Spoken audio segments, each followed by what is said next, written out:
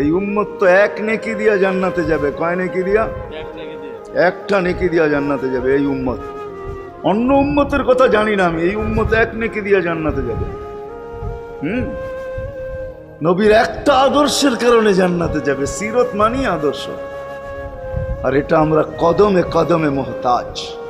কেননা এই ছোট জীবনটা যদি গ্রহণযোগ্যতা পর্যন্ত পৌঁছাইতে হয় আল্লাহর কাছে, চাই নারী হই, চাই যুবক হই, চাই বৃদ্ধ হই, যেই মানুষই হই না কেন, যেখানেরই হই না কেন, যেই বাসারই হই না কেন, যেই বর্ণেরই হই না কেন, যেই পেশারই হই না কেন, যেই সোসাইটিরই হই না কেন, এই জীবনটাকে যদি গ্রহণযোগ্যতা পর্যন্ত পৌঁছাইতে হয় কার কাছে? দুনিয়া আলাদের কাছে না, মালিকের কাছে, যিনি এক ফোঁটা পানির থেকে অস্তিত্ব দিছেন, যার কাছে আবার আমাদেরকে ফিরা যেতে হবে।